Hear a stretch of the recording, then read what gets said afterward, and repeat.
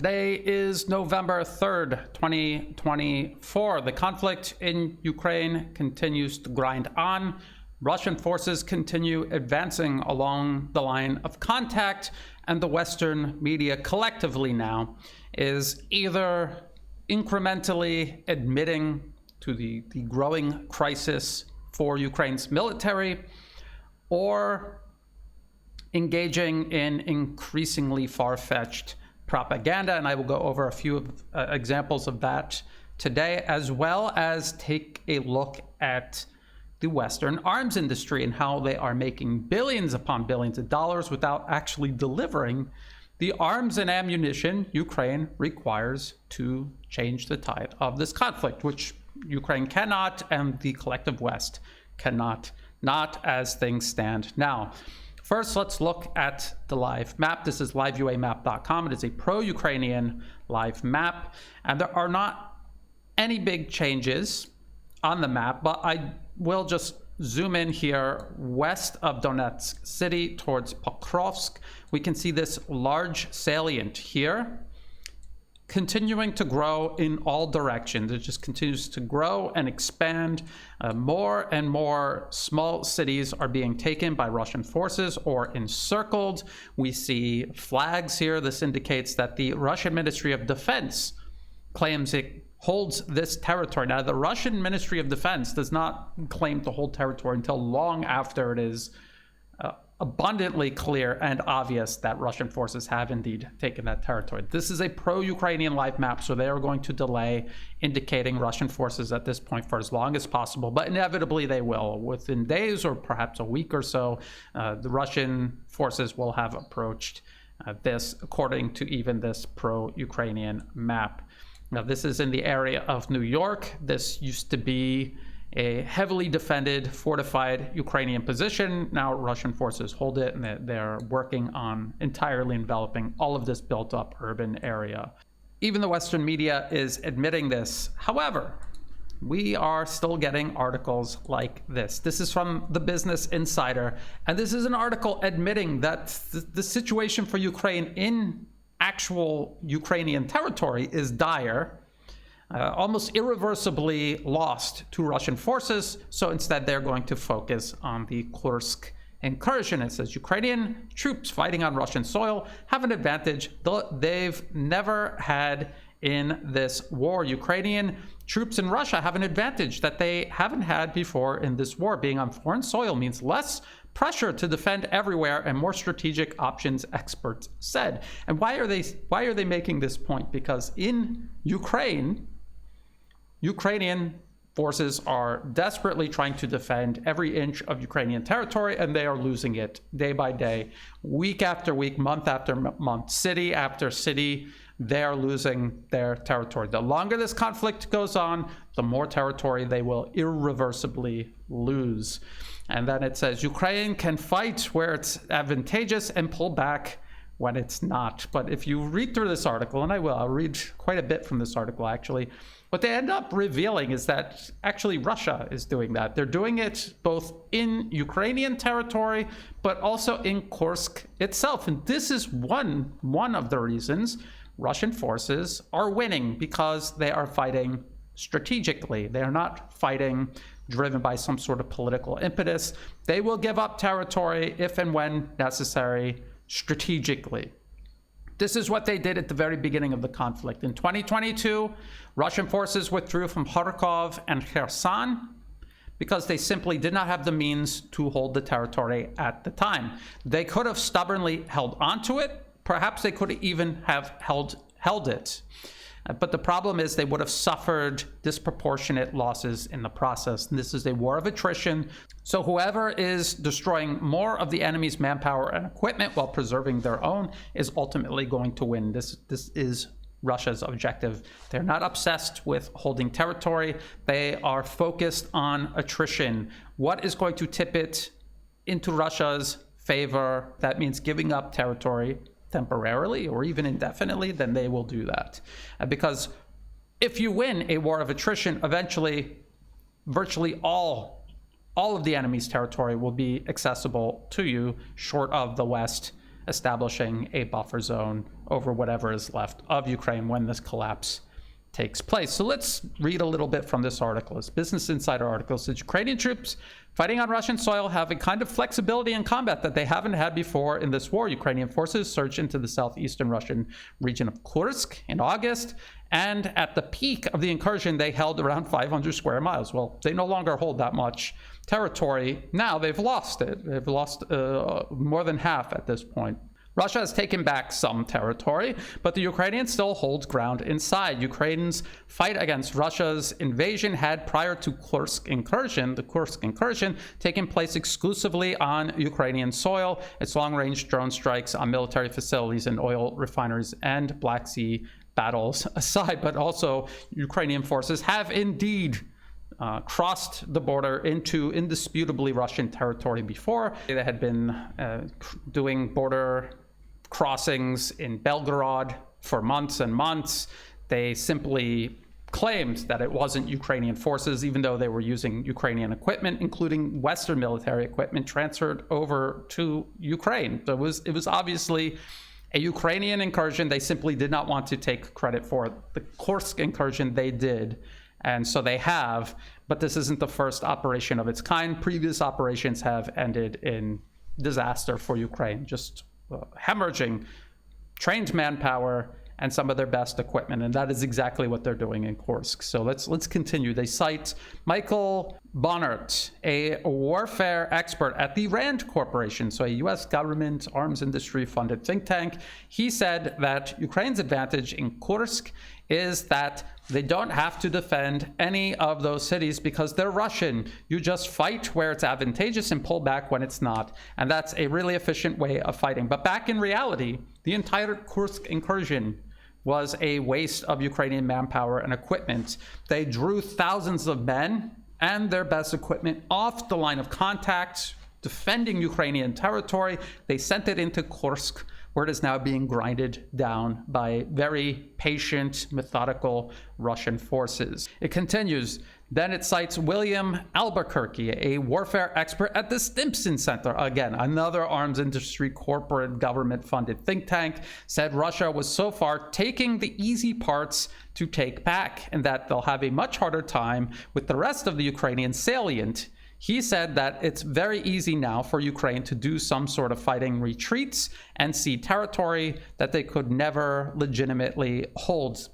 And what they admit there is that Russia is taking what territory in Kursk is easy to take, and they're just ignoring the rest of it. They're targeting these Ukrainian positions. They are killing Ukrainian soldiers. They are destroying Ukrainian equipment, but they are not going to over-invest in taking back this territory unless the advantage is obviously theirs. They are more than content to grind down Ukraine's presence there.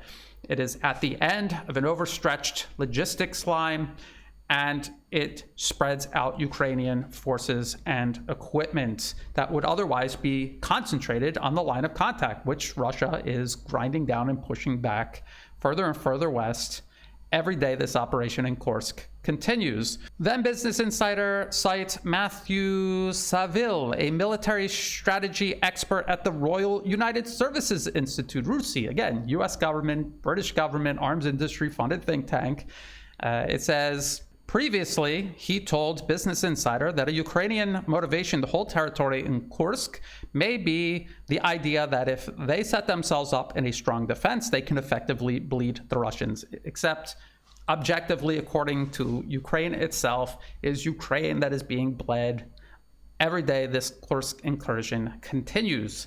They, again, drew off their best manpower and equipment, sent it to Kursk. They have achieved nothing there. They are holding sparsely populated territory. There's nothing there of industrial or commercial value. They're just hiding in the woods, surrounded by Russian forces, being picked off slowly by Russian forces.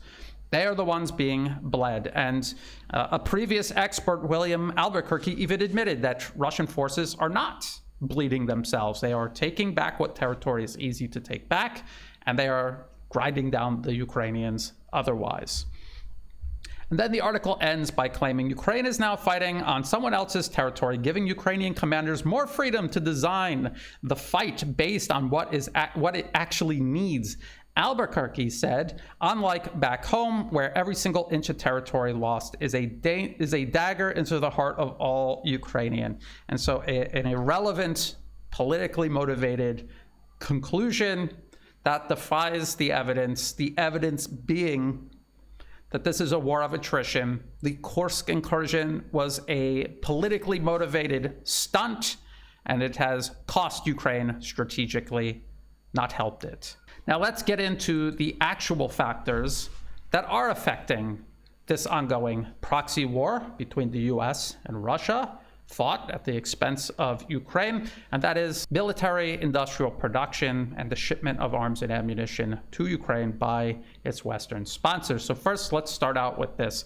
This was November 1st, 2024, additional security assistance for Ukraine. And look at this, I would say, relatively short list, and look at the very, very familiar items on it. So this is yet another entire list of the same items that I report on every month that these lists are released.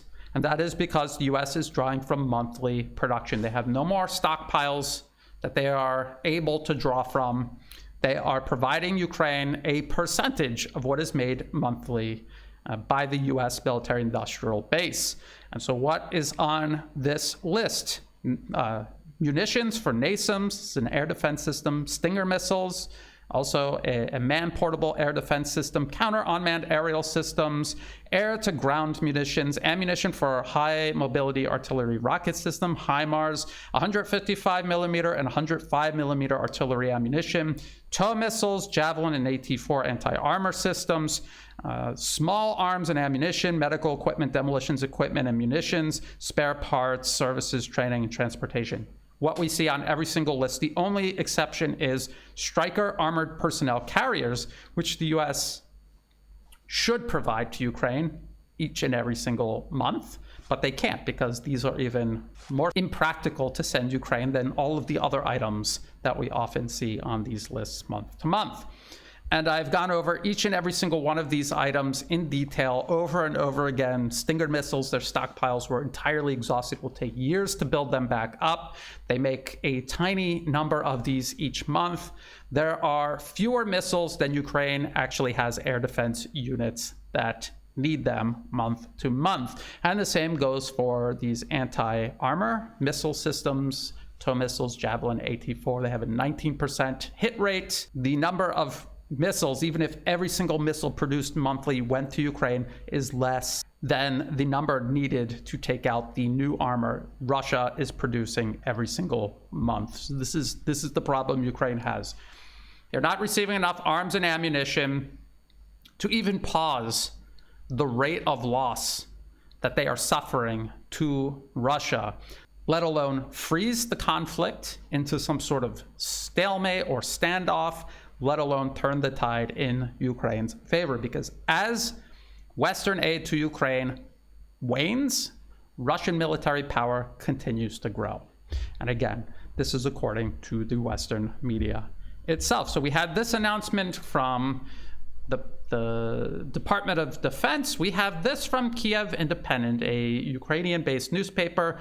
Norway's PM announces new 500 million euro aid package for Ukraine. So Norway is announcing a package. Norwegian Prime Minister Jonas Gahr Støre announced on October 28th that Norway will provide Ukraine with a new 500 million euro aid package, allocating over half for military assistance. So what is this for? Several Nordic countries, including Iceland, Denmark, Norway, Finland, and Sweden, have agreed to provide defense support to Ukraine, including weapons production, assistance in preparing for winter, shelter construction, and support for the victory plan, whatever that means. And the only item that seems relevant to actual military power is weapons production. Weapons production. But as I have talked about for months, if not years, expanding the production of arms and ammunition even across the West, where factories already exist and you already have a trained workforce working at these factories, just expanding them will take years, and it still will not be enough. So how are you going to assist Ukraine in manufacturing weapons when they have all of these problems, plus they have a problem where anything they build of any significance is going to be found by Russia, targeted, and destroyed by missiles and drones. There is another article that kind of goes into the details of this assistance for weapons production. This is also from the Kiev Independent. Norway to finance production of NATO standard artillery shells in Ukraine. This is a fantasy. This will never happen on any scale that will actually contribute to this conflict in Ukraine's favor. The Norwegian government will provide Ukraine with its defense technology and finance the production of 155mm artillery shells developed by the Nammo Nordic Ammunition Company in Ukraine, according to its August 23rd, 2024 statement. It also says the ammunition manufacturer Nammo has signed an agreement allowing the licensed production of 155mm artillery shells in Ukraine. As a result, Ukrainian troops will receive ammunition faster, according to the statement. There's no discussion of a timeline on which this will happen, this will unfold. But there is this. This is a video from also the Kiev Independent 6 months ago. The factory working 24/7 to make shells for Ukraine. And if you watch this video and you look at the facility this ammunition is being produced in, it is large, it is complex, and despite multiple nations in Europe producing 155mm artillery rounds in well-established factories with well-established workforces, we still have articles like this. This is from US government media, Radio Free Europe, Radio Liberty. This was from July 2024. EU shell production capacity supplies to Ukraine fall far short of promises. So imagine how bad it must be if US government funded media is admitting this. This is what the article says. The European Union's capacity to produce 155mm artillery ammunition may be less than half as large as public estimates by senior EU officials indicate, affecting the bloc's ability to keep promises about supplies to Ukraine. Schemes and its partners in a journalistic investigation have found. In March, so much earlier this year, the European Commission said that thanks to its measures, European annual production capacity for 155mm shells had reached 1 million a month earlier. 3 months later, in June, the European Commissioner for the Internal Market said that the EU producers would reach an annual capacity of 1.7 million 155mm artillery shells by the end of this year, and that capacity would continue to grow. However, according to high-ranking European arms industry sources, the current capacity is about 1/3 of this. And even if it wasn't, even if it was exactly what they said it was, added together with the projected production expansion by the US of 155mm artillery shells, it still would not be more than what Russia is already making right now. And so this is the problem. If European factories cannot meet Ukraine's demands, how is a tiny factory just built, looking for trained workers for its workforce, how are they going to be able to make enough artillery shells? How are they going to make even a less than negligible number of artillery shells? Is it even going to be worth the trouble strategically, tactically, strategically? The only way it does make sense is in terms of maximizing profits. So Nammo is going to receive, they're not doing this for charity. Someone somewhere is giving them billions of dollars to do this. Also, very recently, end of last month, October 28th, 2024, Rheinmetall announces 4 new factories in Ukraine to produce Lynx infantry fighting vehicles, ammunition, and they're talking about artillery ammunition, and air defense systems. So they're talking about anti-air missiles. The article says Germany's leading defense contractor Rheinmetall is reinforcing a strategic partnership with Ukraine by establishing 4 production plants dedicated to various defense capabilities. This initiative, confirmed by its CEO during an interview with TSN, aims to bolster Ukraine's self-sufficiency in defense production while modernizing its military infrastructure. The first factory is already operational. I have, as a matter of fact, already covered this last summer. They announced this armored vehicle repair and manufacturing facility. But when they showed pictures of it, and those pictures are right here in this Kiev Independent article, you can see that it's just a big garage. It's a big garage, and there's 5 vehicles at most, perhaps space for 10 vehicles if we're charitable. 10 vehicles can fit inside this facility. It's not a factory. It will never be a factory. They may be able to take kits and maybe assemble them in this facility, but why? Why would they even do that? What would the point of that be? They're not going to be casting large metal parts for these infantry fighting vehicles. They're not doing any large-scale manufacturing at all anywhere in Ukraine. And the reason they're not doing that is because any facility large enough to do this, first of all, will take a year or more, most likely more, to even build, and then it will be a big target for Russia. And Russia has even said, this was October 29th, 2024, Reuters, Kremlin says Russia could target Rheinmetall plant in Ukraine. So obviously, if these plants are found, they will be destroyed. The Kiev Independent says, first Rheinmetall Ukraine joint production and repair plant becomes operational. That was the article in which they provided those pictures. The first joint production plant of the German arms manufacturer Rheinmetall and the Ukrainian state-owned enterprise Ukroboronprom in Ukraine became operational. The facility will enable faster repair of foreign supplied equipment and their subsequent return to the front line. In the future, the plant will also produce new armored vehicles. I believe that they are performing maintenance in this, what is essentially a garage, a small garage at that. Production of new vehicles, no, I have seen no evidence at all to substantiate that. And the idea of producing a factory in less than a year and having it produce armored vehicles is absurd. It cannot be done. And so why are they even suggesting that it could be done? And we have articles like this, also from October 2024.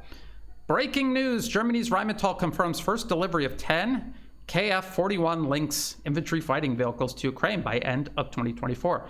And so up until this article, Rheinmetall and Ukraine continuously said these 10 Lynx IFVs would be produced at this facility in Ukraine. But it turns out, no, they're being manufactured, obviously, in Germany and then just shipped to Ukraine. 10 infantry fighting vehicles will last Ukraine less than a month, in some cases, not even a week. And it took months at a minimum to produce these vehicles. And so does this sound like a sustainable way to support Ukraine or a way of making huge amounts of money off of Ukraine's incremental demise as this conflict continues? Getting back to this, because there's another point I want to make, getting back to this Reuters article, Kremlin says Russia could target Rheinmetall plant in Ukraine. This is what it says. Rheinmetall said that it was not the first such threat from Moscow and that their operations in Ukraine were well protected. Rheinmetall said in July 2024 that it plans to open 4 military factories in Ukraine. So that connects it with this most recent announcement where they explain they will be maintaining and manufacturing armored vehicles, air defense systems, and artillery shells. I assume they mean it's well protected in the sense that it is so small, it doesn't count as a strategic target, and therefore Russia is not investing huge amounts of time and energy trying to find it. That's what I assume they mean by well protected. Russia has already utterly devastated Ukraine's military industrial base, and Western analysts have admitted as much. According to this CSIS, the Russian Defense Industry Today talk, and this was from June 2024, Russia is not only destroying large factories in Ukraine, but they have even started finding and targeting small suppliers, providing material and components to these factories. They're even finding and targeting these little drone workshops that are producing all of Ukraine's drones. So let's listen to this expert at CSIS talking about Russia's ability to do this, how it's ability to do this continues to improve, and the speed at which it does this is rapidly improving.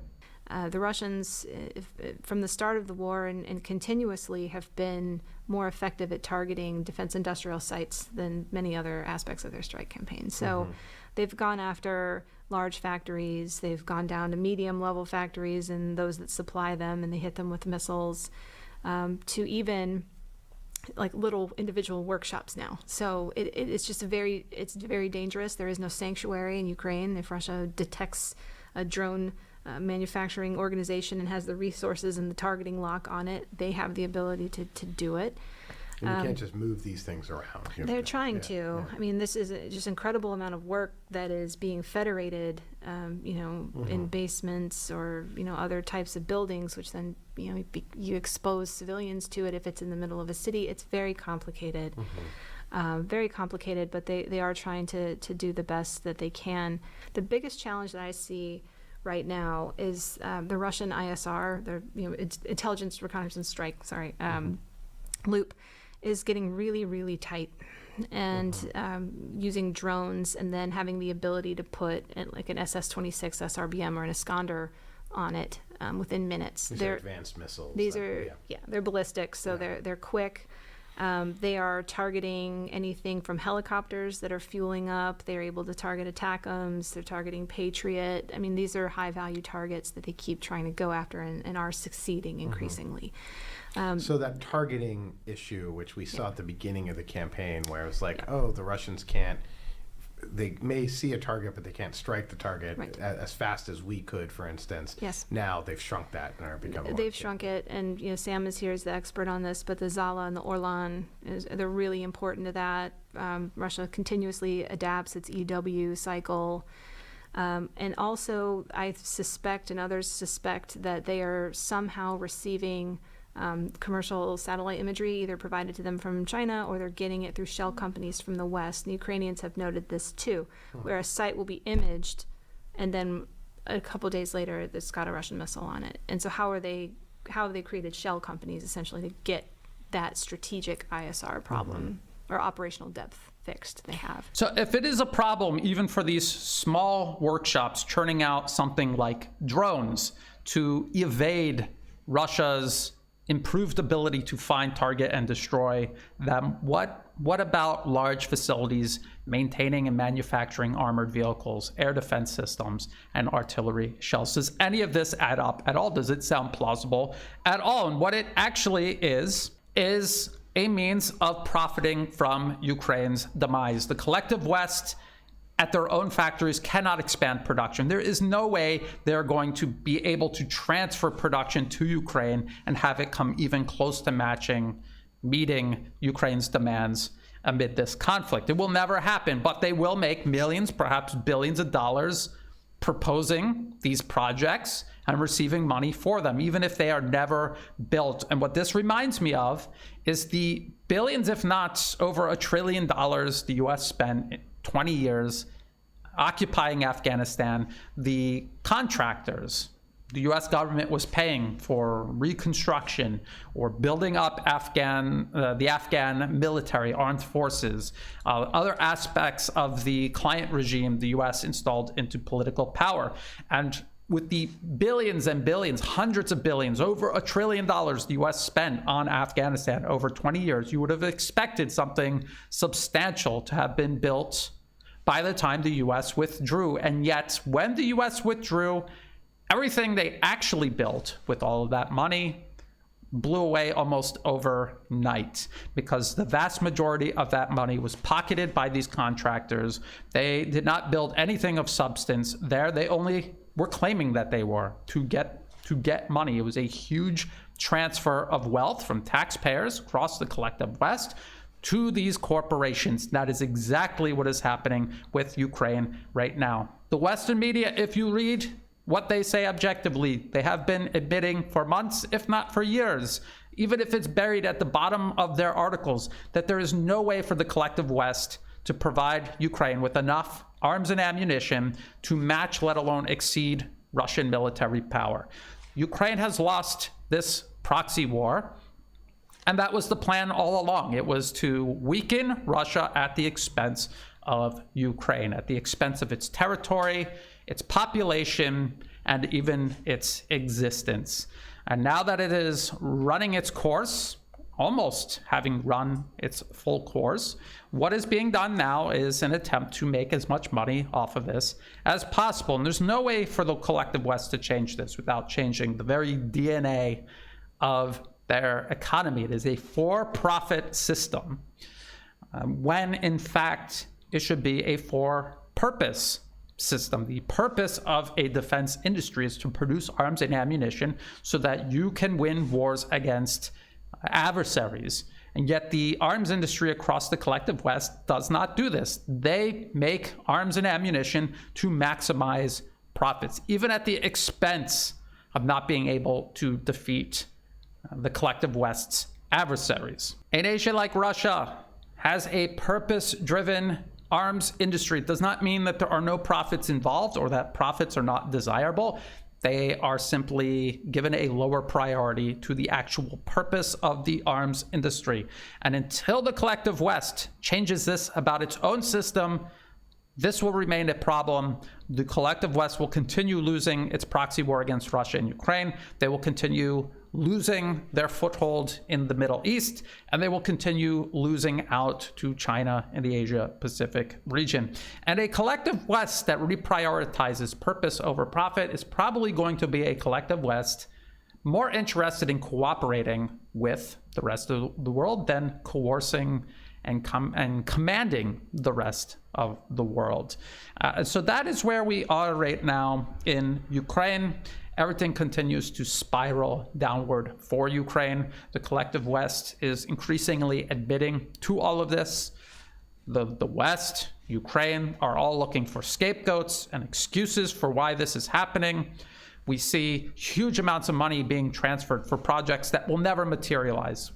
Tank factories, missile factories, artillery shell factories in Ukraine in the middle of a war where Russia can strike at any part of Ukraine at any time is clearly fantasy. It is tempting and desirable to imagine that the collective West will eventually divest from Ukraine, just as it has in Afghanistan, with the knowledge that it would only be divesting from Ukraine so that it could pivot towards, say, Iran in the Middle East or China in the Asia-Pacific region, an even bigger conflict, which is exactly what the US actually did when it withdrew from Afghanistan. It was not because they realized their mistake and were reforming their foreign policy. It was because they knew this proxy war with Russia and Ukraine was coming, and they needed to pivot these resources there toward Eastern Europe.